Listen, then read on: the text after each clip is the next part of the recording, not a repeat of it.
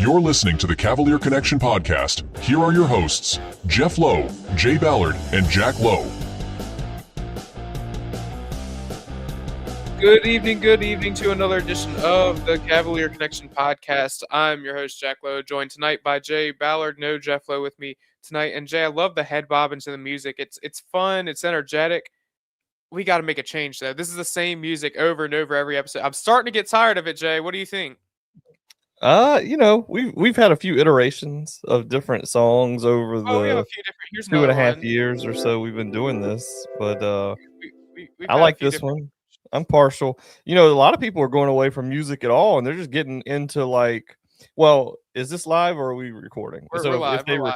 If they record, if they record, what they'll do is take a really hot take that's from the show, splice it to the beginning, but leave you hanging, and then get into like the opening. It's kind of like the hook, a teaser.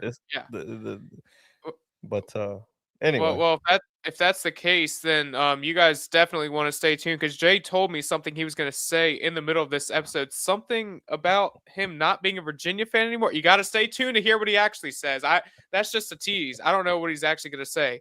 And don't forget, the date is April the 1st, so take with that what you will. Anyways, how you been doing this week, Jay? How's the day going at the shipyard and all?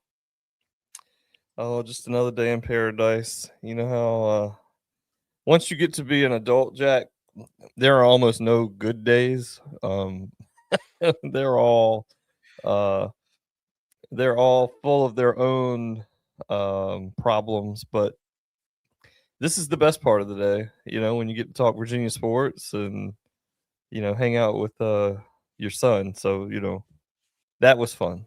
But there you go, for sure. I've had quite the eventful day. Was at work, and then I took a little trip to Mount Trashmore, got away for a little bit, got outside the lake, took a lap around the lake, sat on the mountain a little bit, Was that running or was that walking? No. Jay, who are you talking to right now? Who do you think you're talking to? I'm not one of these UVA athletes who's over here breaking records every single day out on the track of it. No, we're taking a walking lap around the lake. And then we're just, it's beautiful outside. Getting the for the listeners, Jack, how long is that? Is that like a regular track? Is that a quarter mile? How long is that? It's a big lake, but what my watch said when I was done, it was about 1.6 miles. So. Oh wow, that's a heck of a lap. Yeah. So, but it's peaceful. It's nice. It was like I said, beautiful out today. If you had the chance to go outside, you know what I'm talking about. All week, really, it's been absolutely gorgeous. So, really good as well. But. Tonight we're in here for a reason. It's not because of Mount Trashmore. It's not because we're talking about outdoors. It's not because we're talking about how our day was. We're here to talk about Virginia basketball, Jay, and we could go so many directions with this week's podcast. We could have gone basketball. We could have started talking spring football, but I think basketball is still hot. People are still thinking about the loss to Tennessee a week and a half ago. And so I figure we could break that down a little bit more. Start talking about what could the offseason look like. Because crazy enough, the national championship is this weekend or Monday. And then before you know it, people are going to start talking. I mean, people are already entering the transfer portal, and you're going to start seeing, Virginia gets this commit, or Virginia is interested in this person. This person is leaving Virginia. Before you know it, all this talk is going to spiral up. So we're going to start to preview it a little bit. Football, we were a bit blindsided. We're going to preview basketball a little bit. And then once we get into the transfer portal, we kind of have an idea what's going to go on. Now, we can't tell you who's going to be committing to Virginia, because, I don't know about you. I don't have any clue. Some of these guys that Virginia's going to target. I have an idea of the type of player now that we've seen a year of Ryan Odom and what he likes to do with his offense and his defense. Now we have an idea how he likes to build his team and what we could look forward to. So we can preview that a little bit. It's going to be a lot of fun. But we're a week and a half removed from that Tennessee loss. Jay, are you feeling any better, any worse maybe about it? Just any other thoughts that you maybe didn't think about in the moment? Yeah, I mean, I think, watching Tennessee get drilled by Michigan, they did beat Iowa State, and they did it pretty, handily after defeating us. And Michigan just looks to be one of those teams that's on a little bit of another level. I had us losing to Michigan in my bracket. Had Duke as my champion, so I'm out of the running, just like you guys have been with your Florida champion. Long time ago. Yeah, but I mean, Duke How about Duke? I took a lot of joy Oh, and man. oh my God, Perhaps too much joy. I had bookmarked so many So quotes from these Duke fans. Jay. And I don't have a lot of room. You know, they beat us twice, beat us for ACC championship in football, beat us for ACC championship in basketball, whatever. Went further in the NCAA tournament. But I was hammering those people that came at us. Oh, yeah, it was great. And there was a part of me that wanted Duke to win just because I had them as my bracket champion. But then once they got the steal, I was like, oh my God, this would be so funny. This would be so funny. And I mean, you know, Duke you could replay that game, that last 10 seconds, probably 50 times, and that's probably the only time they would lose it. You know what I mean? Uh-huh. And it couldn't have happened to a better fan base. And like I said, I immediately went to my Oh, bookmark tweet I and know. just hit respond. So for those of you listening right now, you're starting to understand that Jay was the one who put a lot of those tweets out there on the account. So for those with the UVA Athletics office that might be thinking about revoking credentials, it wasn't me. No. I'm just playing around. But you know, Duke did own us pretty much in everything this year. Hopefully, maybe we'll get him in baseball, but it is fun to poke a little fun because I got to tell you, could not have been a better fan base for it to happen to. I have a hard time keeping my Duke hatred professional. Yeah, really. I got to the point. I That's told my all of dad us. this. I took more joy in watching that loss than I did watching, like, if Virginia Tech were in that moment. I would have rather Duke lose in that moment than Virginia Tech, and that says something. Now, if this is Yeah. football, it'd be a different story, but basketball, I can't help myself seeing, and I do feel bad. Like the Boozer twins, their last time playing together, but I could watching them dominate all year. I was just ready for it to be over, ready for that story, so we could stop talking about them, stop talking about Isaiah Evans, Sar, Ngongba, Caleb. Listen, I've watched so many Duke games this year. I can name the whole roster right now. This is how If bad I it's could gotten. only have one kid off that team, it wouldn't be Boozer. I would want Evans. I Evans is love his electric. game. I love his Mhm. game.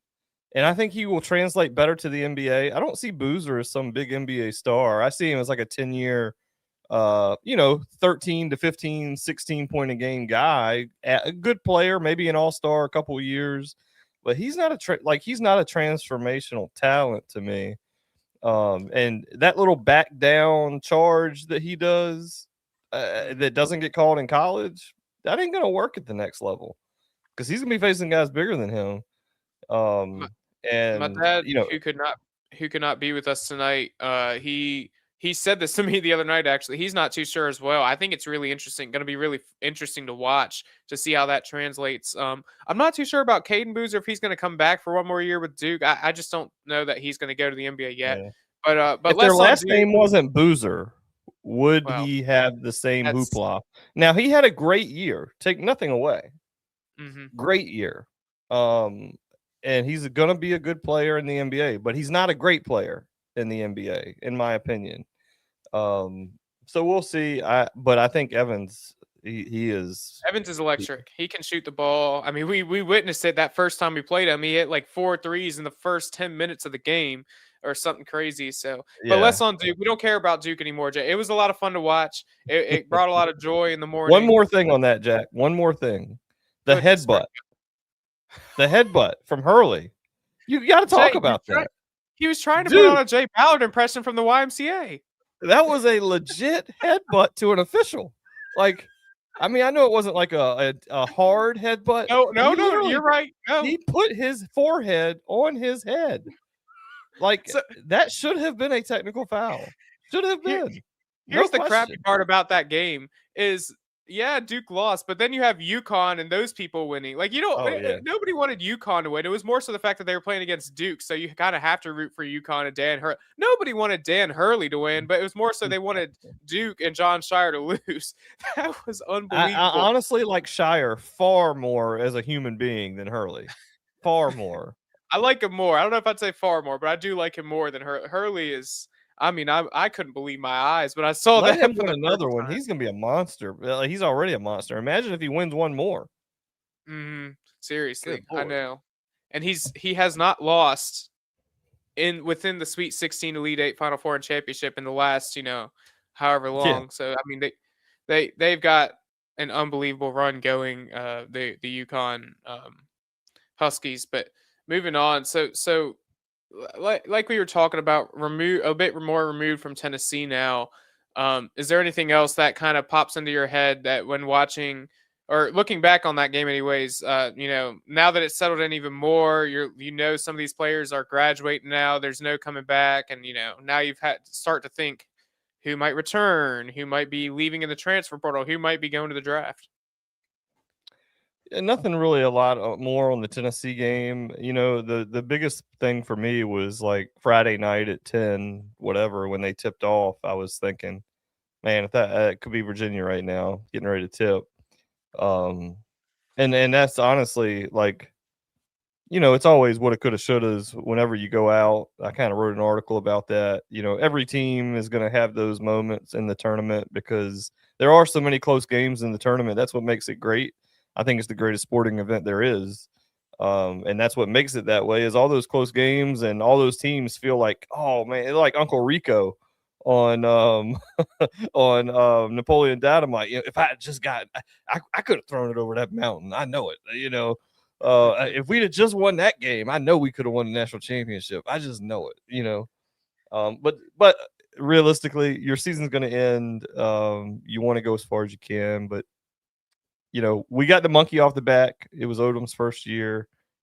I mean, like you said in the last one that we did, last pod we did, if you just said before the year 30 wins and win one in the tournament, you would have signed up for that all day long. So really nothing else on that. But looking ahead, I don't know how you have this set up.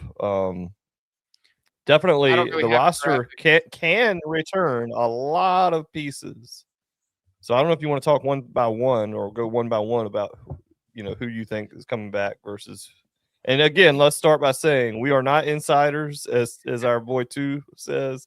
We are not insiders. We do not have information that is from the player. We are going strictly off what we believe with the current Right climate. now, I am looking at virginiasports.com to remind myself of the seniors and stuff. That is our source, virginiasports.com. We're looking at classes. That's it. We don't know anything about anyone. But I'll start with this. So seniors that are leaving, that are graduating, that's Dallin Hall, Malik Thomas, Devin Tillis, Jakari White, and Hugo Onyenso. What a senior class, by the way. Every single one of those names provided a spark in some way, shape, or form. I think we can comment on that really quick first before we get into anything else. Remark on the senior class that is leaving, that kick-started this program. I'll start really quick. Dallin Hall. I mean, what a guy. Captain America of this team. I always forget who gave him that nickname, but still did it all off the stat sheet. He got the assist totals up and just great defense. And this team would not be the same without the way Dallin Hall played the game. He got the shot going towards the end of the year too. He got to the basket, made some tough contested layups as well. So what a guy that was. And I'll mention really quick, I'll go through all the names. I'll let you go, Jay. Malik Thomas is a great shot creator. Had his ups and downs for sure throughout the season, but he was, awesome offensively at times. I wanted to mention Devin Tillis. Tillis made some big shots for sure at times, but not the fan favorite, not, the guy that you necessarily wanted in the game at all times. But I do want to mention him for a reason. That guy held that locker room together. That's something that fans would not see from the outside. But, having gone and talked with him and talked with his teammates a couple of times, and no, I'm not trying to rub it in. I'm just being genuine. You learn stuff when you talk to some of these guys. He is such a glue piece for this team. He was the guy who was making, but back in the summer after practice, right before the season would start, he's the guy, hey, like, let's go bowling. Let's go out to this place. Let's go hang out with each other. Let's go do this and that. Being the glue, being such a good locker room piece that held the chemistry together. And then he would come in the game every once in a while and hit a couple big threes or maybe get an assist or two. He had moments where he was great on the court. Didn't always seem that way, but he was such a great glue guy for this team. And then Jakari White, I don't have to say much. Jakari White was Jakari White hitting the shots. And then Hugo Onyenso, my personal favorite. I mean, what more is there to say? The best shot blocker in the nation. Jay, what are your takeaways from the senior class? Talk about each one. I'll just kind of talk about the group in general and being Coach Odom's first team, I think he picked guys that were completely unselfish. There's a lot of games. I think back to like the Virginia Tech game where Malik didn't play in the overtime, and then you hadn't played a whole lot, and then comes in and lights it up was it the second overtime or the overtime where he came in and was lighting it up at I'm Tech? not too sure. He went off and had been sitting for a while, and then like in the NCAA tournament, the loss to Tennessee, I thought Malik, arguably deserved more minutes than what he got. Him and Sam Lewis. Yeah, and it was always one of those things like, is Sam going to get more minutes tonight? Is Malik going to get more minutes tonight? Dallin was a steady force. But overall, I just love the group. I love their mindset. I love the appreciation for the university and the traditions. One of my favorite things that I saw after the Tennessee game was posted, I think, by Preston, and it was the team stayed out there for the last good old song of the year, because they just wanted to do it one more time, before the team disbanded. Because like with any team, when it ends, like the locker room, while many of those guys may return, that locker room will never exist again, and that is a hard thing for, people to wrap their heads around. But that team is going to be completely new next year. They're not going to come in with, with Malik's, 19 a game that he brought from, San Francisco, or, Hall's assist and defense, and, Jakari's 3-point shooting, Ugo's shot blocking, Tillis's glue. You're not going to have that. So it's a total restart, but a great group to start your tenure with. Yeah, 100%. I'd love to hear how possible Ugo is to getting a waiver. Man, I would love it too. I don't see it. I don't see it. I mean, maybe there's a way. I'm really not too sure. Actually, I'll tell you what though, he is only a senior. He's not a grad student yet. So if he wanted to play another, he would be able to. I'm not entirely sure how all that works, to be honest with you though. I wouldn't count on it for sure.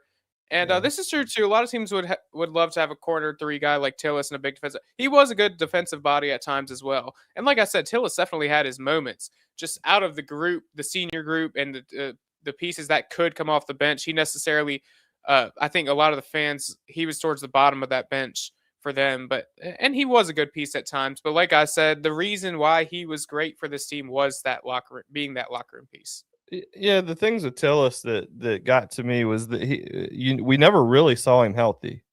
If you remember, he got tweaked before the year started, like before the opener season. Yeah. Yeah, and so we never saw him healthy because, I mean, it was like every game, he was like the Jalen Waddle in the NFL. He's going down for a few plays every game. Is he going to come back? Eddie Lacy. Yeah, I mean, it was like you just knew he was going to get bang a knee, and he hopefully he's healthy and whatnot. But and then he would back down. He'd get great position and just blow the layup or blow the 3-footer. And a lot of that I think was he was just undersized for power 4, inside play. But again, very serviceable player. Glad to have him, and we'll miss him. But there are better players out there that could fit this system, I think. Yeah, certainly. So that's all the seniors. Next, we'll talk about Sam Lewis's name. I wanted to discuss, Jay. From the sounds of it, as he said post game, it sounds like he wants to come back. And again, we don't know that for sure, only because it's easy to say that right after a loss, before teams start reaching out with some dollar numbers and some dollar signs and saying, "Hey, we can pay you this much money. Come play here and stuff." 4 core guys will be in great shape. I completely agree. We'll talk more about that here soon, True Pilgrim. But Lewis, as of right now, it sounds like he might be staying. Again, we don't know for sure. But great piece throughout the year. Early in the year to the mid portions of the year was probably the most consistent shooter on the team. He hit that big shot against Notre Dame to send it to overtime or double overtime, whichever it was. But very consistent shooter, and he could do it all. He played great defense as well. Was a shot creator as well, just like Malik had the mid-range shot. Sounds like he's going to stay. Jay, what are your thoughts on Lewis? Yeah, I hope he's back. And like you said, I take what they say after the game with a grain of salt. Clearly, though, he enjoyed his season with us. He's got was it one more year of eligibility to play, or is it two? Was he a sophomore or a junior? I want to say I'm not gonna guess, but if he's just got the one more year, I mean, it's probably wise to stay. I definitely see Sam Lewis as a professional basketball player. It may not be in the NBA, but he's got athleticism. He's got a great shot all year long. I called him a poor man, Klay Thompson. He just reminds me a lot of Klay when I watch him. The only thing I'll say about Sam is that if he returns, he's got to keep his calm and keep his head, because there was repeated incidents and it was always him in the center. And you can't get technicals at wrong times. I know some people will say, well, they played so much better after he got the tech. It fired him up. I'm not in that camp. But that's not something you want to rely on every single night. I'm not in the camp of let's get technicals to get fired up. That's just me. Well, to be fair, that wasn't much of a technical in that Wright State game. He was just handing the ball. He was handing the ball, Jay. Yeah, but he's an elite shooter when he's open, and he's got good handles, and he got stronger as the year went on. He got better at finishing at the rim as the year went on. And I think he's just going to continue to get better in the offseason. He talked about, this staff making him a better player and what he's got to improve before next year. So, I mean, I really think he'll be back. But again, dollars talk. I'm sure NC State thought Will Wade was coming back. And, oh my goodness. I tell you what, we, as the Cavalier Connection, we could sit here and make a whole episode about that Will Wade situation. I mean, that is unbelievable. Yeah.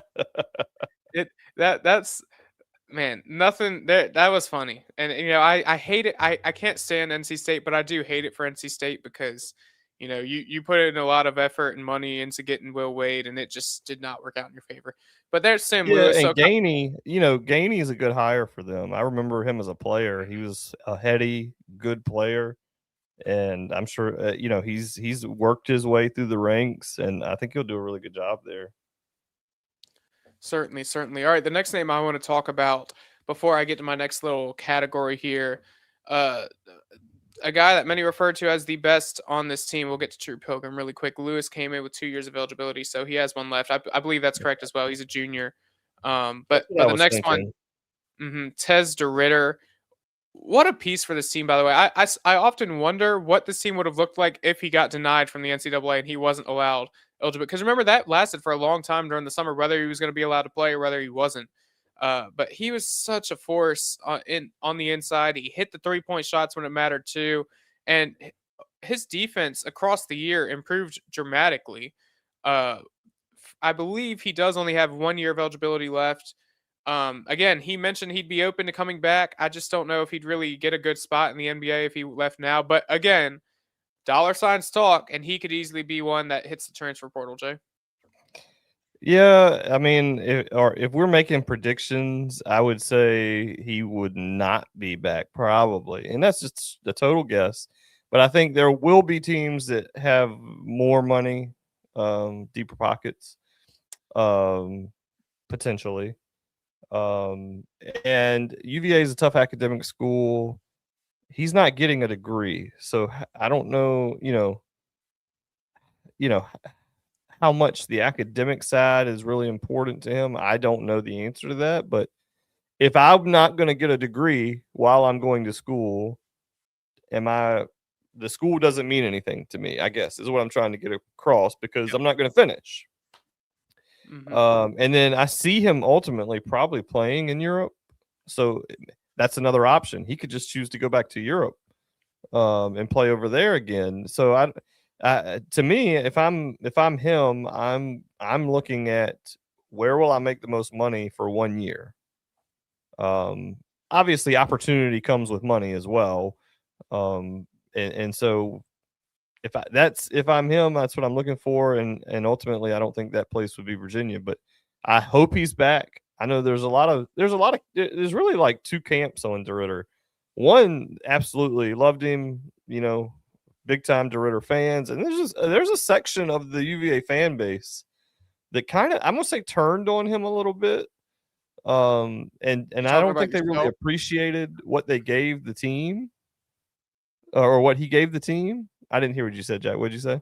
Oh no, I was just saying like yourself before he started exploding against Tennessee.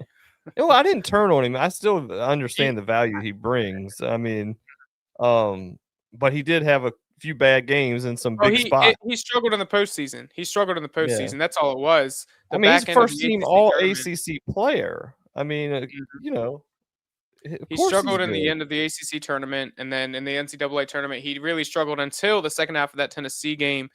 Um, Sure, Booker, I could agree to an extent. I think if Virginia truly wanted to, they could force feed him the ball and be successful. The problem is the team was good. Like they didn't want to just do that. Like I think, for example, if they let DeRitter almost like Cam Boozer, not quite to as dominant as Cam Boozer, but that kind of play style, just have him back down in the paint. I Yeah. think he could absolutely do that. But I think Virginia just elected in general not to go with that game plan, and I kind of agree with not go because you have so much talent around him. It doesn't Yeah. all have to be through him, and he also kind of takes away some of the defensive attention from the other guys to get them opportunities because he was so dominant early in the season.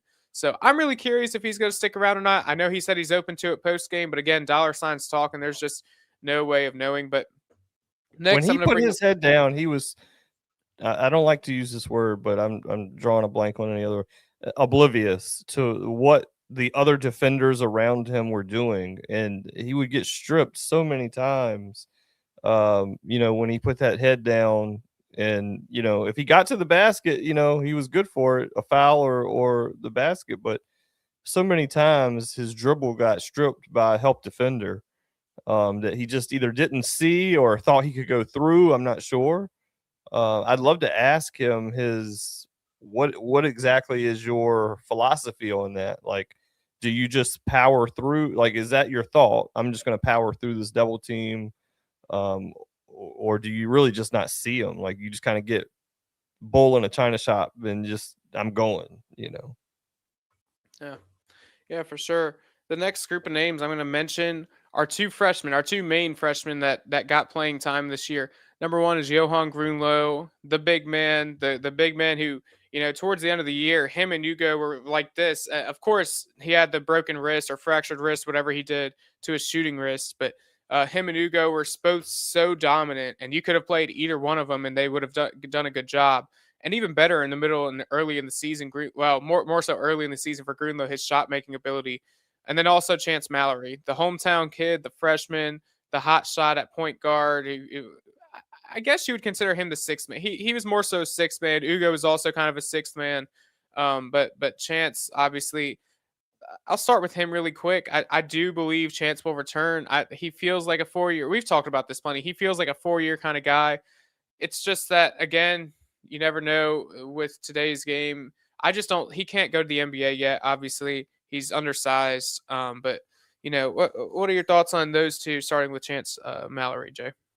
Yeah, I think they'll definitely be back, and I like the chances of us bringing Grunlow back as well. He's actually a first year, even though he was a little bit older. I think he was He's a legit 19. first year. He's not like Yeah, DeRitter. yeah. So I mean, I think he's back, but again, money does talk. But he started all year. That's a dedication to him. Even when Ugo was playing better, at spells, it's not like they were flopping around. And I think that kind of commitment from your coach does go a long way. I mean, I think somebody would absolutely like have to blow him away with an offer that you can't refuse.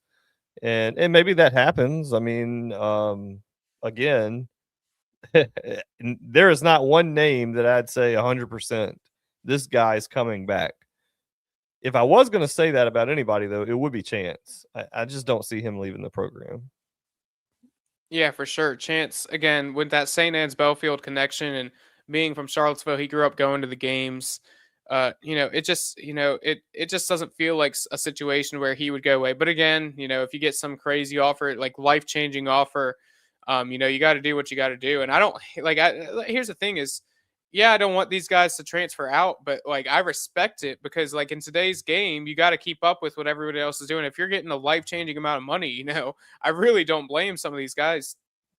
I really hope he stays. And Chance has room for improvement too. He had a great freshman year, but he also played like a freshman at times, and there's nothing wrong about that. It's just he has room to improve. Can take care of the ball a little bit better. I always said throughout the season, and I know some people started to pick up on it. He reminds you of the bad side of Kie Clark every once in a while, trying to do a little bit too much.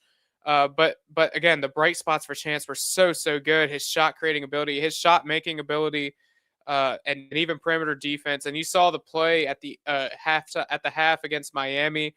He poked away the steal and stepped into that 3-point shot at the buzzer. He's so good when he's on.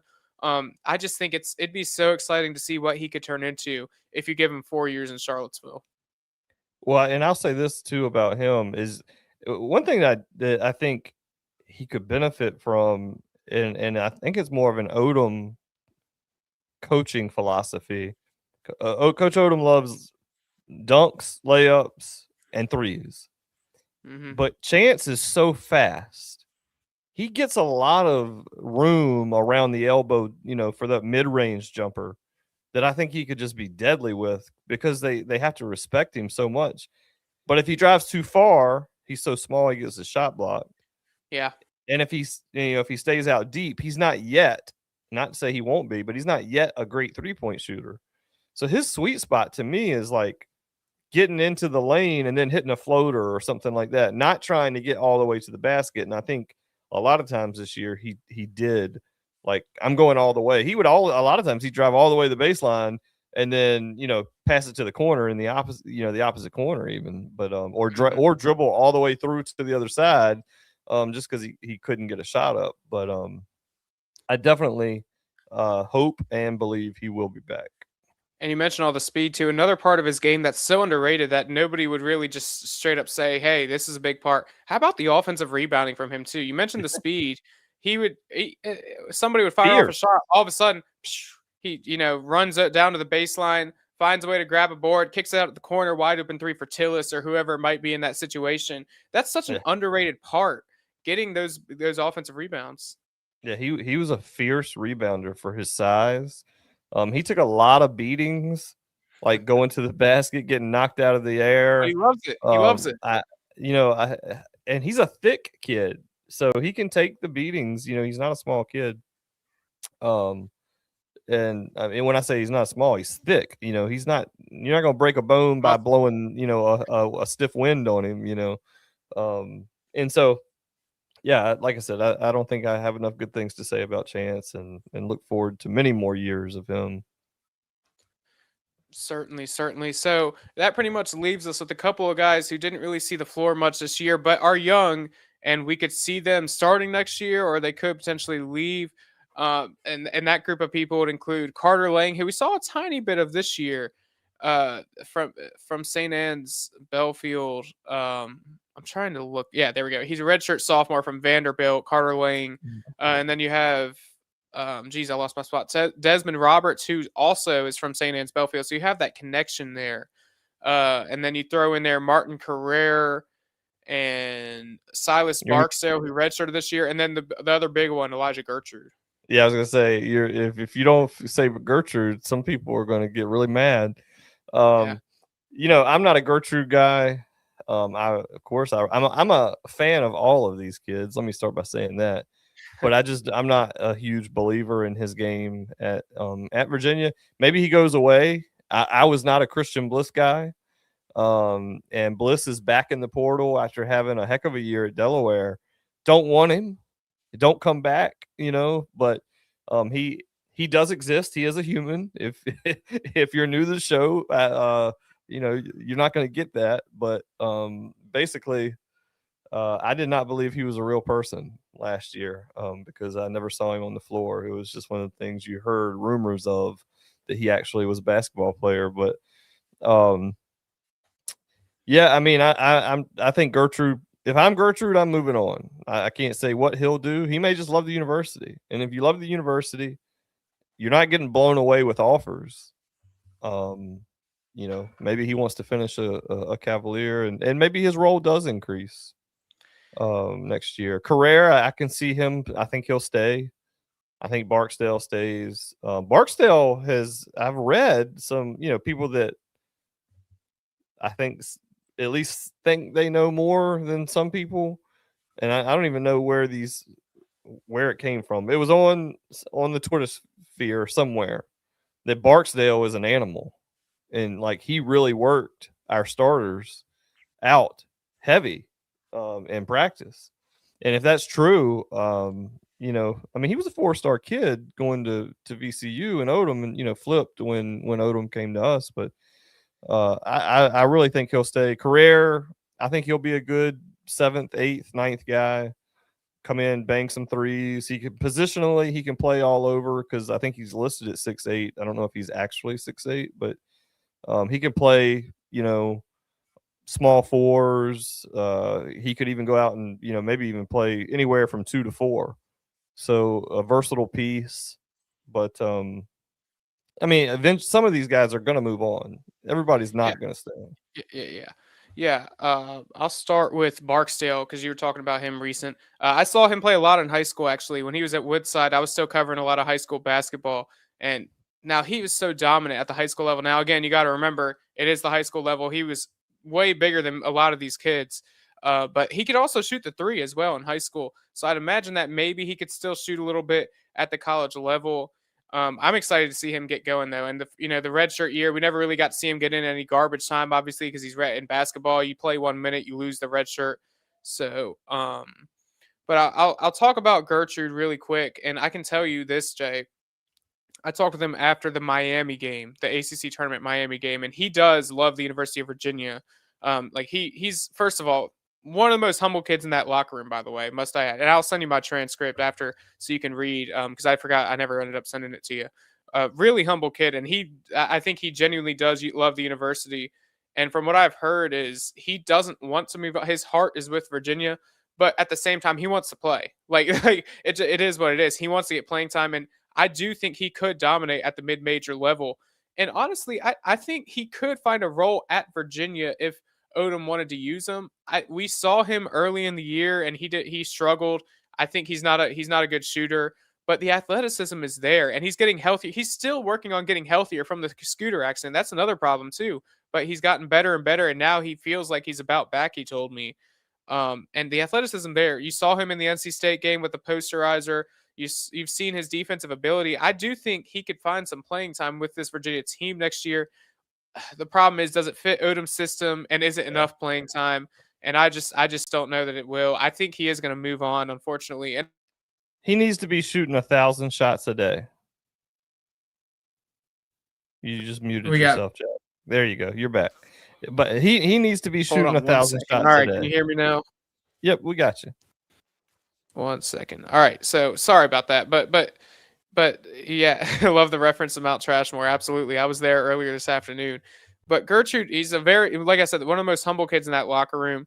And he's so athletic. I think he could certainly find himself a great home somewhere. And I want him to stay, but I ultimately understand because he wants to get his playing time, and he could go get that at a Sun Belt school, American Conference school, CAA, somewhere, and he could really be a great starting point guard at one of those schools.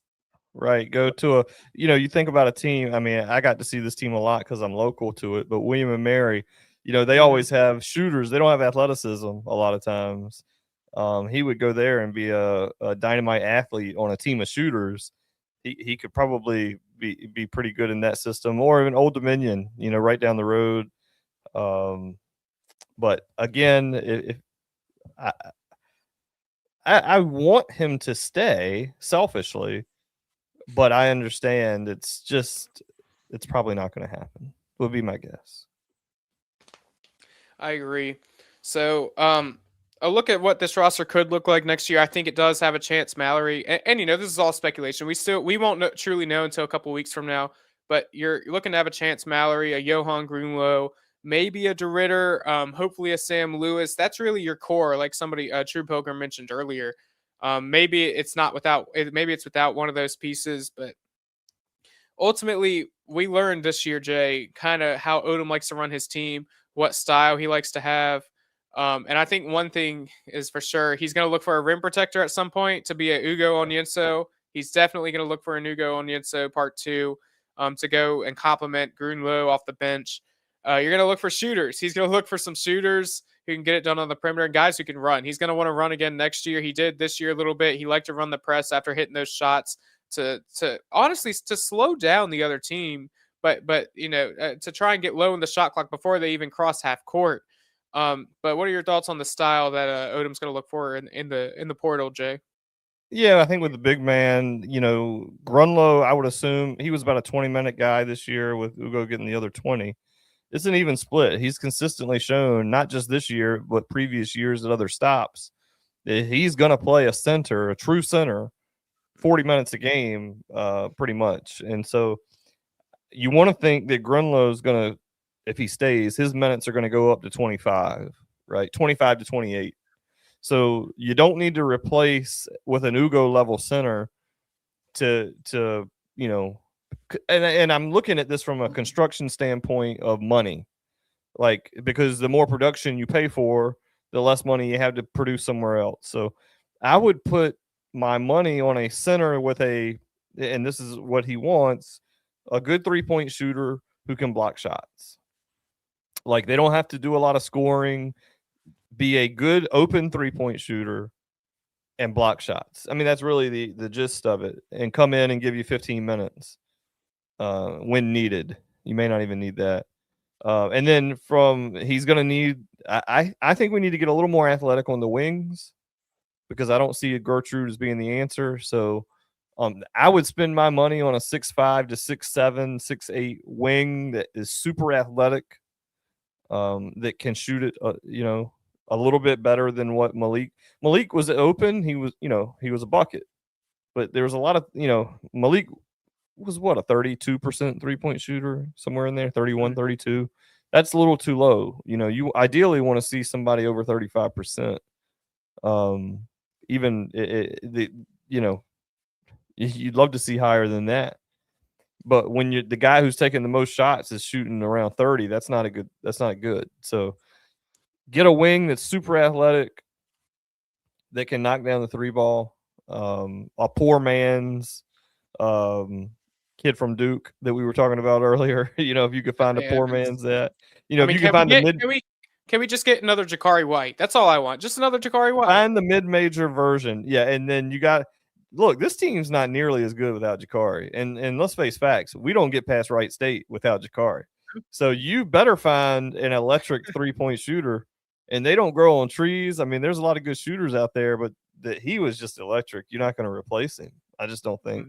As well as you saw him, the play that got him hurt, that scared us through a lot of the middle of the season against Maryland, the dunk that he had, like, before he got hurt, like this, he had so much athleticism. I mean, he was like Gertrude almost, maybe not quite as athletic, but that dunk on the Maryland player was unbelievable. People forget. Yeah. Well, now listen too, if Derritter doesn't come back, you're going to have to back up the truck to a legitimate post player. Seriously. That can play the 4 and get you 30 to 35 minutes with big production. An all ACC level 4. They don't grow on trees either. So I mean, maybe there's an international player out there, another international player that we don't know anything about right now. Let's just hope Derritter comes back. If we keep the Derritter and Mallory and Lewis and Grunlow foursome that we've talked about intact, we're going to be a really good team next year, regardless of what you put around them, because they're not going to be a bunch of stiffs. So, let's try our best. I would like to see another like junior, senior point guard in the event that Mallory gets hurt or, something happens. You got to have a guy that has some experience in big moments running the show. And so Mallory can't be the only guy. So you're going to spend some money there. Dallin was the perfect complement, I thought. If there was another Dallin Hall out there, man, it just worked. So those are my thoughts. I know we got a whole off season to fill to talk about it, but and I know Coach Odom and those guys, they're doing a great job. Malcolm Brogdon maybe helps fill in some of these holes with his recent hire into the program. So, yeah. Yeah, definitely. That was really interesting to see Brogdon get hired. I love to have him in house. That's just you just love to see some of these alums get hired and be in the program some way, shape, or form. Even with the new with Odom being the coach, with it not being Tony Bennett anymore, you still see some of these alums getting involved, and you love to see that. But that's pretty much going to wrap up our talk for tonight. We mentioned the basketball. Really quick, I was going to mention because it happened after we had our show last week. Lacrosse. Virginia lacrosse with an upset 11-9 victory over number 1 Notre Dame last Saturday. A very big win at Klockner Field. And man, what a way to get back. And now I believe they're one of the last teams in right now in the NCAA tournament. So they're fighting, and they have a big one coming up this week, Jay, against number 7 Duke. We were just talking about them earlier. And Virginia has not beaten Duke in 20 years in the regular season in lacrosse. So they're trying to break that streak. It's been that long? Yes, they're trying to break that streak coming up on Saturday during the regular season. Now, postseason, I don't think they have a streak, but during the regular season, it's been 20 years. So they're trying to break that streak. That'll be in Durham coming up at noon on Saturday. That'll be on ACC Network for those of you who want to tune in. So a very big game for the Hoos on the lacrosse field. And then baseball with a, let's just say, a run rule victory. That's how you describe it last night against the Old Dominion Monarchs. I listened to the whole thing because I produced it back at work, and it was pretty ugly. But Kyle Johnson got on the board with a homer. I mean, it was a mess. Everybody was producing, Eric Becker, everybody. So that was a lot of fun. Friday night starter, Kyle Johnson. Friday night starter. They put out the rotation. He's the Friday night starter. Friend of the show, we interviewed him, John Payon, getting the start on Sunday. Working, I mean, these kids coming in, they're ready to compete, and Florida State's not going to be that's going to be a series right there. They're number 7 in the country. We're number 10 by most accounts, what I've seen. So you'd like to take 2 out of 3, but we'll see how that goes. The pitching is my biggest concern. Our lineup is good up and down, but Boston College, that was a tough series. I was glad to see us bounce back yesterday with some good bats and good at bats and a lot of production. So hopefully they carry forward to Florida State. The weather should be great this weekend, and man, it's gonna be a beautiful day to go catch some baseball. Seriously, absolutely, it's been such great weather all around. As I'll mention softball really quick, they just came off of a series sweep against Pitt this past weekend, beating them 10-0 in 5 innings and 8-1 and 4-1 on Saturday. But coming up for them, none other than the Duke Blue Devils going to play at Durham at number 23 in the country. Duke, Virginia currently ranked number 12 in the country in softball, playing at number 23 Duke. All those games will be on ACC Network Extra on Thursday, Friday, and Saturday. So big series for them coming up. So lots of stuff happening around grounds. Can please somebody beat Duke? One of these sports. Can it be lacrosse, softball? I don't care anymore. I don't care. Just at least somebody. One of these sports, please beat Duke. Thank you very much. Go check out the website, thecavalierconnection.com, the X at Go Who's Podcast, Instagram at _Cavalier_connection_, Facebook, YouTube, and the rest, Spotify, Apple. Biggest thing I'll say, Jack, the biggest thing is subscribe on YouTube. We're trying to get to 1,000. We need to get to 1,000. We're not even close. So get there. And we're over halfway there. We're over halfway there. It does help us out. If you want to support us, hitting the subscribe button seriously helps so much. So we'd really appreciate if you did so. Other than that, that's going to wrap us up. Thanks for joining me tonight, Jay. Go Hoos. Go Hoos.